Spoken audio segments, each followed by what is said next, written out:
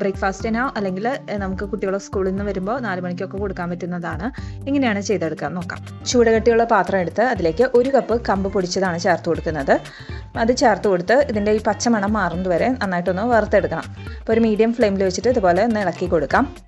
ഞാനിവിടെ organic sprouted pearl millet flower ആണ് use ചെയ്യുന്നത്. ഷോപ്പിൽ വാങ്ങുന്നതാണ്. അപ്പോൾ അവരുടെ ലിങ്ക് ഞാൻ വേണമെങ്കിൽ താഴെ കൊടുക്കാം. നിങ്ങൾക്ക് ആവശ്യമുള്ളവർക്ക് ചെക്ക് ചെയ്ത് നോക്കാം.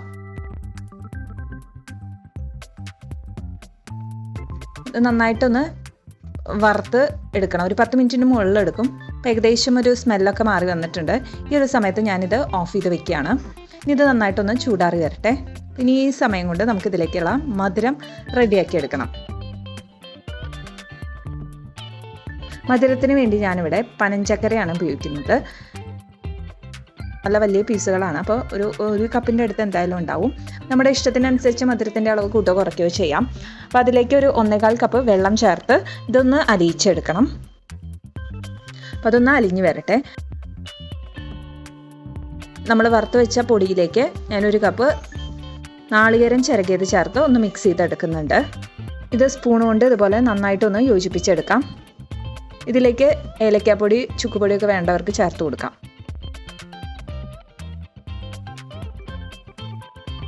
അലിയിച്ചെടുത്ത പനഞ്ചക്കര ഞാനൊന്ന് അരിച്ചെടുത്തിരുന്നു. അതിനി കുറേശ്ശായിട്ട് ഇതിലേക്ക് ചേർത്ത് മിക്സ് ചെയ്തെടുക്കണം. നമുക്ക് ചപ്പാത്തിക്കൊക്കെ കുഴയ്ക്കുന്ന ആ ഒരു പരുവത്തിൽ കുറച്ച് കട്ടിയായിട്ട് തന്നെ വേണം. അപ്പോൾ അതിനനുസരിച്ച് വെള്ളം ചേർത്ത് കൊടുക്കണം.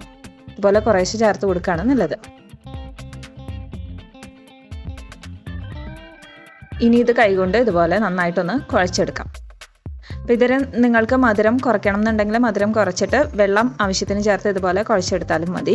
പൂർണ്ണമായും മധുരം ഒഴിവാക്കേണ്ടവർക്കാണെങ്കിൽ ഈ കമ്പിൻ്റെ പൊടിയും നാളികേരവും വെള്ളവും ചേർത്ത് കുറച്ച് ഉപ്പ് വേണമെങ്കിൽ ഇട്ട് ഇതേ രീതിയിൽ ചെയ്തെടുക്കാം.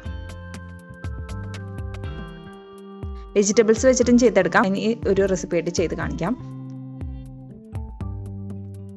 ഇനി ഇത് നമുക്ക് ചുട്ടെടുക്കണം. അതിനായി ഞാനിവിടെ ദോശത്തട്ട് വെച്ചിട്ടുണ്ട്. അതിലേക്ക് ആവശ്യത്തിന് എണ്ണ ചേർത്ത് കൊടുത്തിട്ട് ഇതുപോലെ ഒരു ഉരുളയെടുത്ത് കൈകൊണ്ട് ഇതുപോലെ പ്രസ് ചെയ്ത് കൊടുക്കുകയാണ്. മില്ലറ്റിൽ ഗ്ലൂട്ടൻ കുറവാണ്. അതുകൊണ്ട് തന്നെ ഇത് പൊട്ടിപ്പോകാനുള്ള സാധ്യതയുണ്ട്. അപ്പോൾ അധികം കട്ടി കുറച്ച് പരത്താതെ ഇരിക്കുന്നതാണ് നല്ലത്. ഇനി ഇത് ചെറുതായിട്ടൊന്നായി വരുമ്പോൾ ഞാൻ ഇതിലേക്ക് 1 ടീസ്പൂൺ നെയ്യ് ചേർത്ത് കൊടുക്കുന്നുണ്ട്. ഇനി പതുക്കെ ഇതൊന്ന് മറച്ചിടാം. അപ്പോൾ ഈ ഒരു സൈഡ് ബ്രൗൺ ആയി വന്നിട്ടുണ്ട്. ഇനി അപ്പുറത്തെ സൈഡ് ഇതുപോലെ നമുക്ക് നന്നായിട്ടൊന്ന് ബ്രൗൺ ആക്കി എടുക്കാം.